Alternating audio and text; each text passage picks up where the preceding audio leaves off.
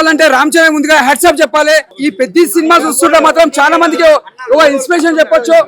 ఎందుకంటే మెయిన్ బుచ్చిబాబు గారికి ముందుగా హ్యాట్సాప్ చెప్పాలి. ఈ సినిమా ఈ క్యారెక్టర్ తగ్గట్టు ఓ రామ్ చరణ్ తప్ప ఎవరు చేయరు క్యారెక్టర్ అంతా బాగా నటించిండు. మనం ఒక రంగస్థలం తర్వాత అంటే మళ్ళా పెద్ద సినిమా చూసాం. ఆయన క్యారెక్టర్ గానీ యాక్టింగ్ గానీ చాలా బాగుంది.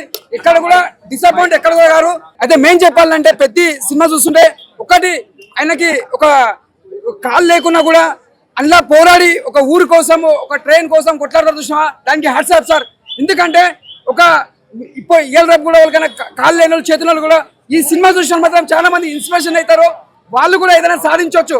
అంటే ఏదైనా ఒక హీరోయిజం కాదు, ఒక హీరో కాళ్ళు లేకున్నా కూడా ప్రూవ్ చేయించుకుంటూ ఒక రామ్ చరణ్ గారు డైరెక్టర్ గారు ఈ సినిమా మాత్రం చాలా బాగుంది. అంటే ఇక్కడ కూడా డిసప్పాయింట్ గారు ఇలాంటి సినిమాలు రాక కూడా చాలా రోజులు అయింది. చాలా బాగుంది. మేము చెప్పండి రామ్ చరణ్ క్యారెక్టర్ మాత్రం రంగస్థలం తర్వాత అంటే ఈ సినిమాలో మాత్రం చాలా బాగా నటించారు. ఈ సినిమాకి మంచి అవార్డు రావాలి రామ్ చరణ్ గారికి మనస్ఫూర్తి కోరుకుంటున్నా. జగపతి రావు యాక్టింగ్ మాత్రం చాలా బాగుంది. శివరాజ్ కుమార్ గారు ఛానల్ తర్వాత కాంపిటీషన్ లో బాగా సెట్ అయ్యి ఇద్దరు. ఎక్కడ కూడా బోరింగ్ లేదు.